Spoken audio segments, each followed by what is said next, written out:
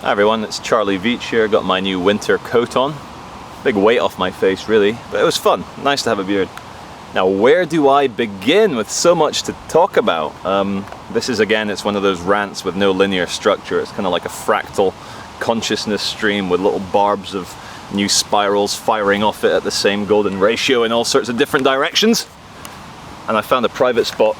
I'm here in a council estate called Poets.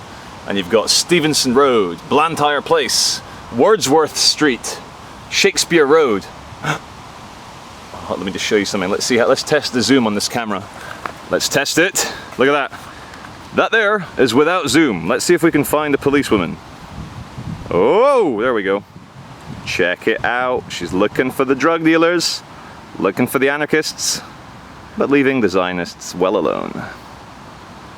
Right, let's get back to this. Okay, so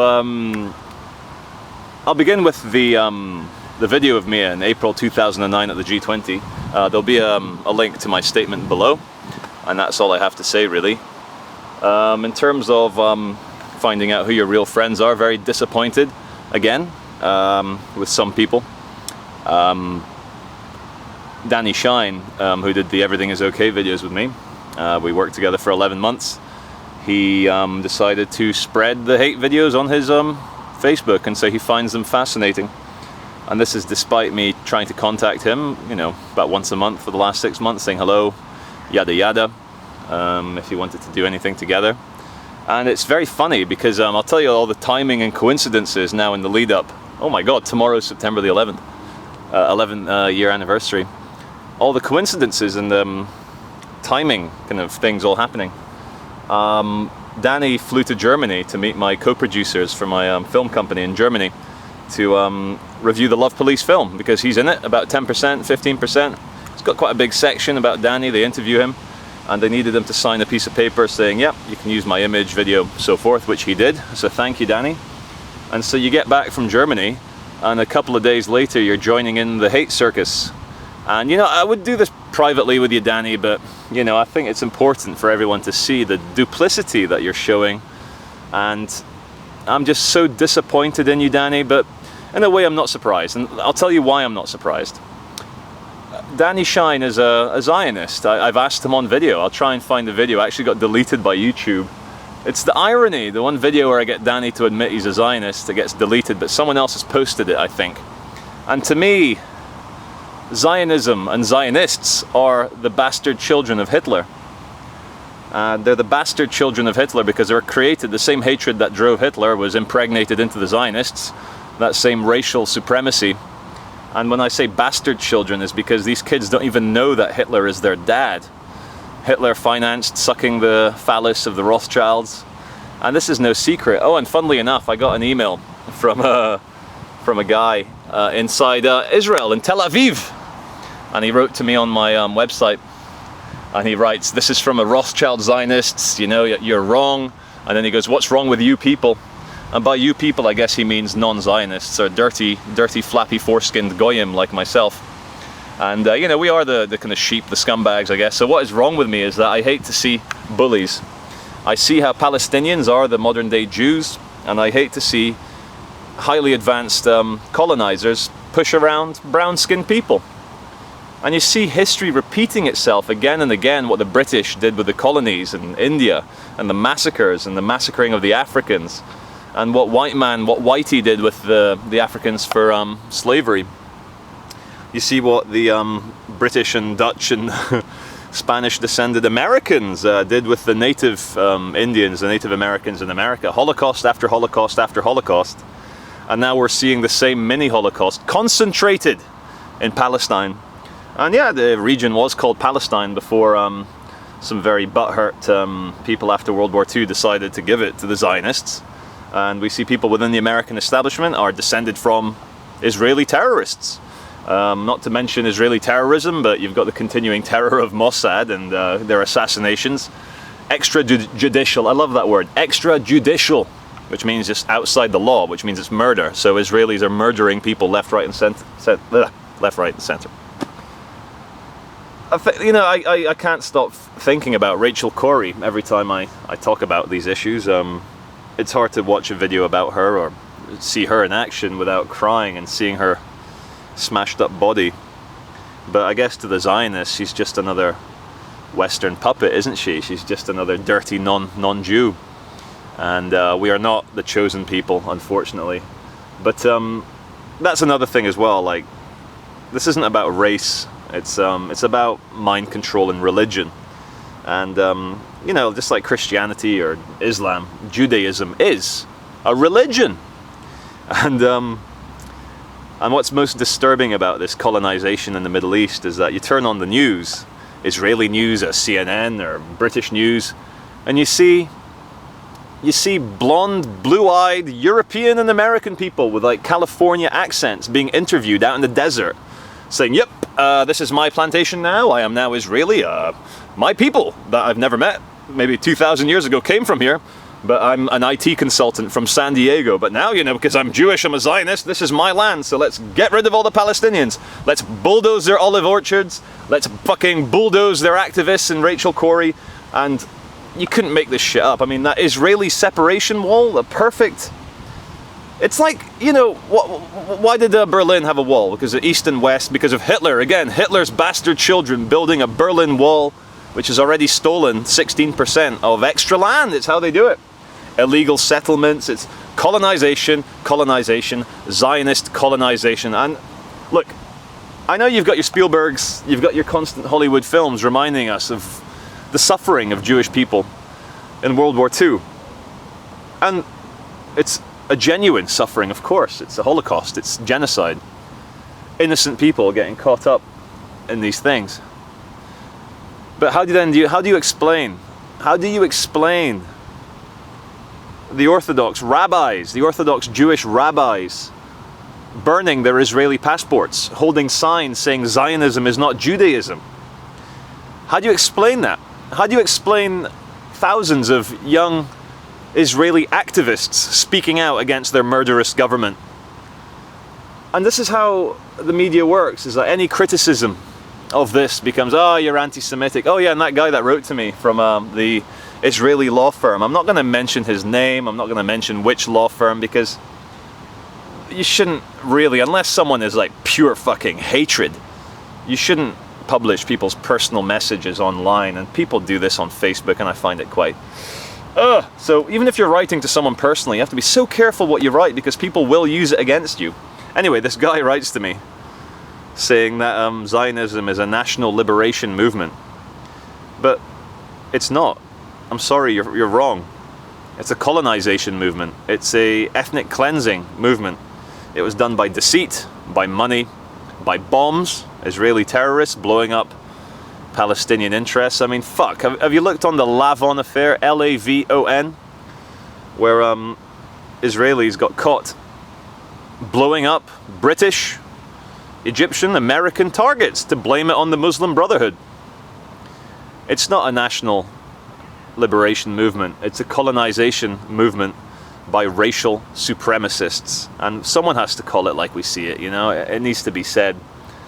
And of course, look, Royal Dutch Shell, the British royal family, major banks in Europe and Switzerland, I'm not saying these are all Zionist controlled, but there is an agenda. And people that agree with these things are part of the big, let's call it the New World Order agenda. I saw a very interesting video, which if I remember, I'll post it in the links below, but probably not because I'll forget. But I saw a video explaining black nobility and these old families and the Windsors and the Habsburgs, and if you go back far enough, they're all Jewish. And so, is there a conspiracy? Is there something happening with Zionism and this mask of Judaism that they hide behind? I am a Palestinian. Anyone in this world right now who isn't with the bad guys is a Palestinian, and we're treated as much as such. And it's so sad. And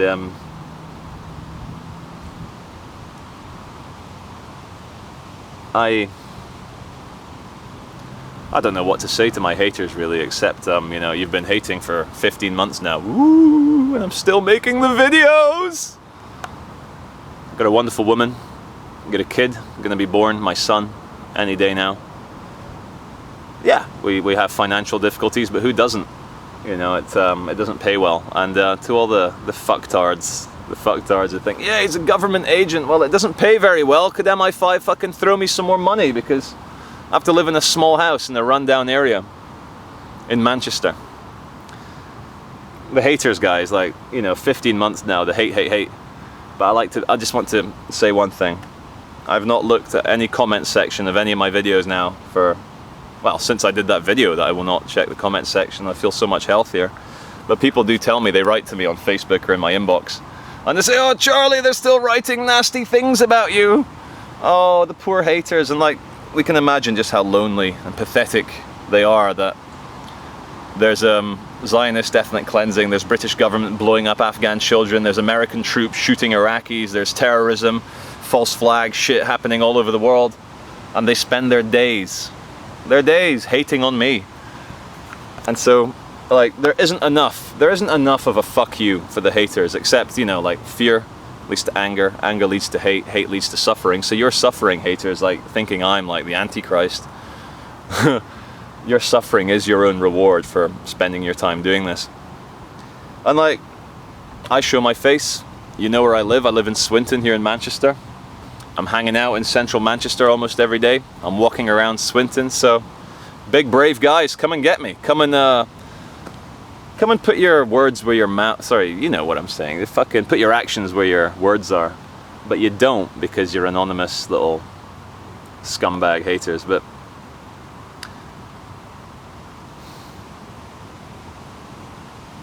the system that we fight against, the greed and the hatred and the fear, it's not just in a small few elite people. It permeates and it pervades all across all societies. And I'm going to leave obviously the comments section open, because I want my viewers, the good viewers, the rational ones, to see just the levels of distortion and manipulation and hatred and like desire to hurt that you see in normal people. These are probably normal poor people like me. And it's important for you to see just how damaged humanity is. And the analogy I like to use is that of you know, you come across a house where there's been reports of people torturing animals, and you open the back garden and it's cage after cage of snarling, rabid, festering, angry dogs and cats. They're all damaged in the head and they're all snarling and wanting to kill. And it's not the dog and cat's fault. But for the haters, it's unfortunately, because you have free will and you have sentience, it is your fault. You're stuck in a very dangerous paradigm, and you are truly the unwitting foot soldiers of the New World Order. You are truly the divide and conquer champions, where you fucking attack your own movement, you attack other activists, you try and expose things which aren't real, you connect dots, which is it's a good mental illness, you know. It's a lot of the times I see the conspiracy theory world videos or films, it's almost like some sort of macho competition to see who can connect the most insane dots. And you can do it, you know. Everything's connected to everything else. Everything's a metaphor of everything else. I mean, look, this little leaf here, this cute little leaf here is a metaphor of me, of growth, of life. But you'll go mad if you connect too many dots. And I did it myself in a video called Charlie Veitch Exposed, where like you sit down for half an hour and you can actually out yourself as a reptilian Illuminati Mossad agent, because we all have those dots. And oh yeah, timing. The kind of coincidences. I told you this has no like linear structure. I'm just going to talk. 15 minutes in now, 14 minutes. The same week that I release a video dissing the EDL, and it's not very hard to diss the English Defence League, and by diss I mean make fun of. You just have to kind of really point a camera at them, and they humiliate themselves with their fear and their anger. And so anyway, I called them small-minded in the video.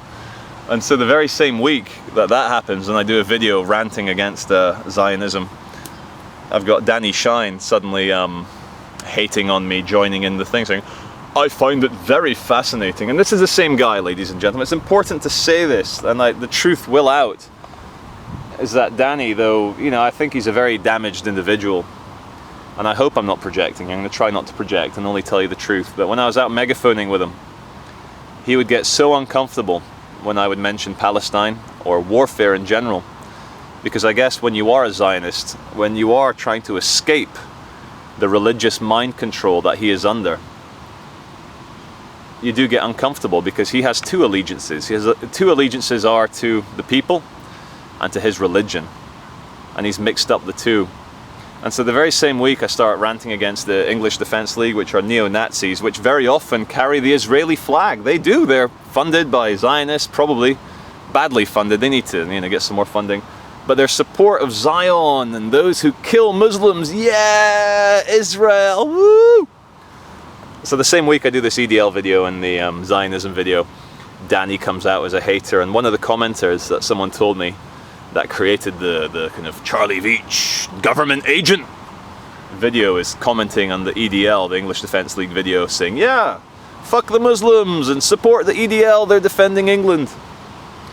So, you try and change things, you try and speak out, you make a few enemies, and that's cool. That is cool. I don't mind it.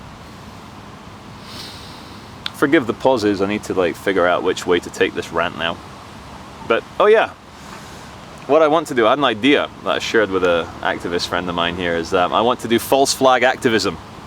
I want big Israeli flags, I want little wavy Israeli flags, I want maybe a skull cap with Zion written on it, and we're going to go and do false flag activism where we're going to pretend to be well-dressed Israeli, and we will go outside the Armed Forces Careers Center, Army recruitment, and we will say, yep, we need young working class European men. We need European white men to go and fight Zionist wars in the Middle East. We need young working class white men to go and die for Israel, like they've been doing in Iraq and Afghanistan, and soon to be Syria and Iran. Oh yeah, that's good. Iran. Let's talk about Iran.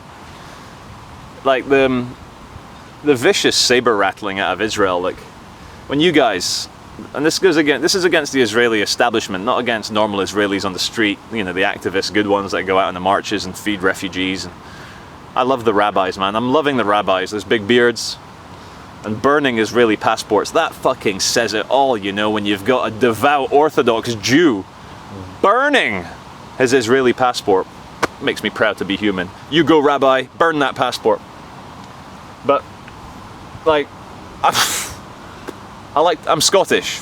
I need to support the underdog. And what's going to happen? And this is my kind of World War III prediction. And it's not all my idea. I'm influenced by different ideas in people's books. And the prophecy is that Israel will be annihilated. And it's a self-fulfilling prophecy. Israel establishment is built on the sperm and the egg of Hitler.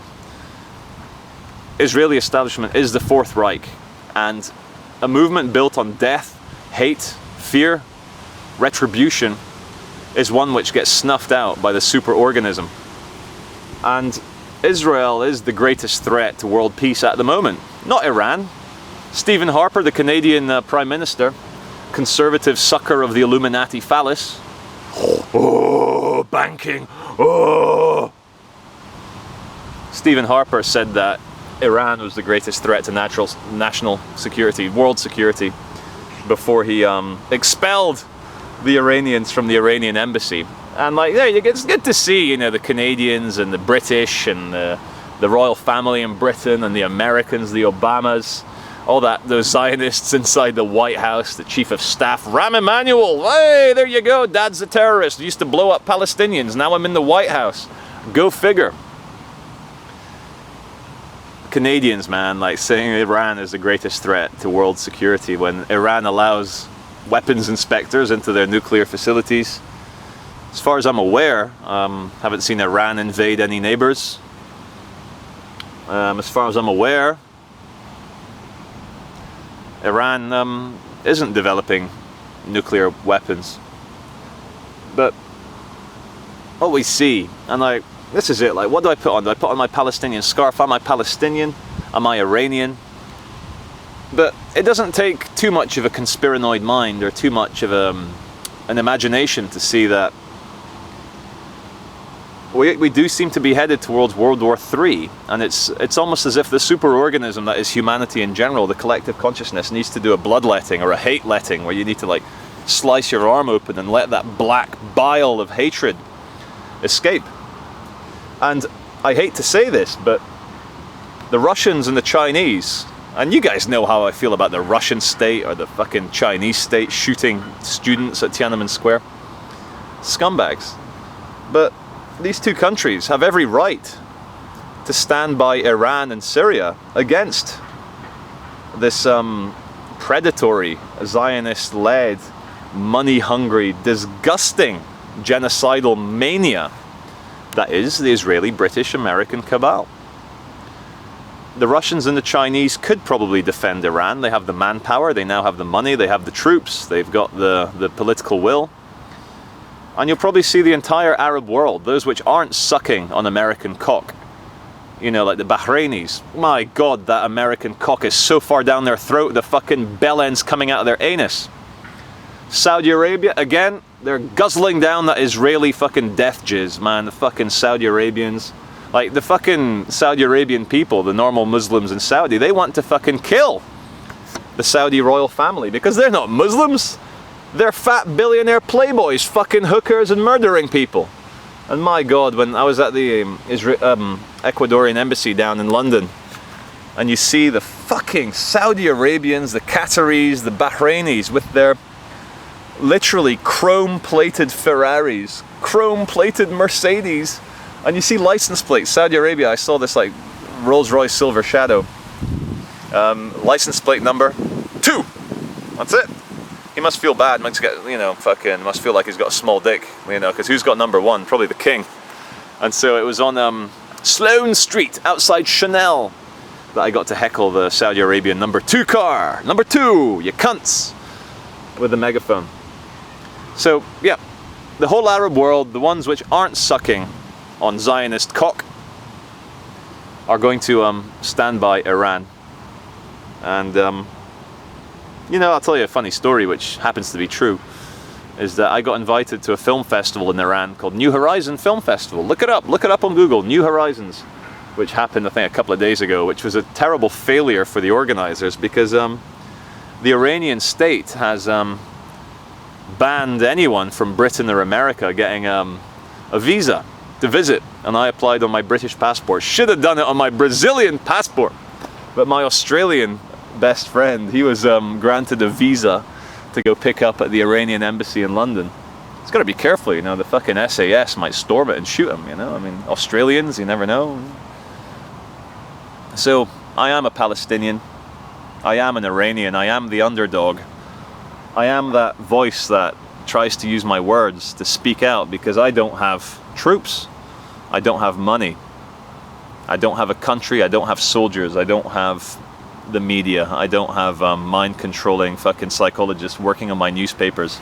I don't suck Zionist cock, but I do have my voice, and I do have principles, and I do have my reason, and I don't want luxury, I don't want rewards.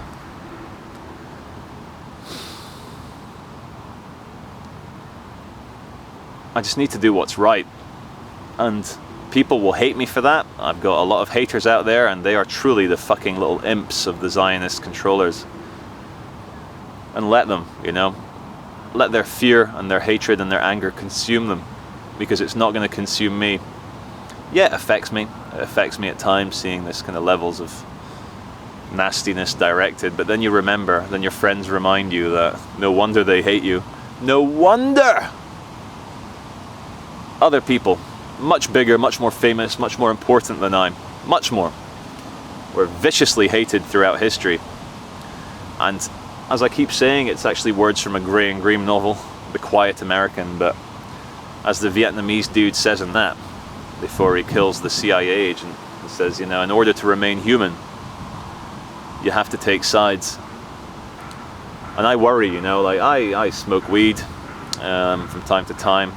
I'm very spiritual, I believe in a higher power, I believe in the sanctity of all that is, and the totality and the mind of God. And we as the children of God and here on earth to have an experience of learning, we are imbued with the same spirit, that God has. We are made in his image or her image. God is sexless. God being too big to fit into one religion. And I think we have righteousness, we have, you know, rage for certain reasons. And I worry hard that religion as a mind control thing, be it the monotheistic Abrahamic religions, or be it Buddhism or Hinduism or whatever, you know, whatever religion is just there to make you turn the other cheek, whilst the elites and the rich people slap you. You know, they fucking slap you, they rape your daughter, they blow up your house, and you're meant to go, no, love and light. Love and light, you know, I fucking take it. And this is how you keep poor people down. This is how you maintain social class. This is how you maintain hierarchy, is you tell the poor and dispossessed, you say, yep, the meek will inherit the earth. The poor people, they're gonna fucking enter heaven. I don't believe in religion. I think heaven and hell are right here on earth, and you have to fight for what you believe in. You have to fight for the world you want to see. You have to stand up and use your voice. And it doesn't matter whether most people are brainwashed fucking imps of Zion, because there's enough of us that see through the bullshit. And at the end of the day, at the start of the day, at the end of the day, at the end of your life, when you're lying there on your deathbed, I think you will go to meet your maker with a lot more confidence if you actually stood up for what you believe in, if you actually gave your voice to the dispossessed, and to the third world, the dispossessed, to the people who are beaten down around the world, to the Palestinians, to the Iranians. I say this, and I might be wrong. I might wind up a lot of people and rustle a lot of jimmies by saying this, but don't turn the other cheek. We are manifest in this 3D world for a reason. It is to learn. And you need to let people know when what they're doing is wrong. And for every Palestinian fighter killed by Israelis, for the thousands of people that are going to die in Iran when the maniacs start dropping bombs, laser-guided bombs, drone bombs, carpet bombs, don't turn the other cheek. You have more power than you realize.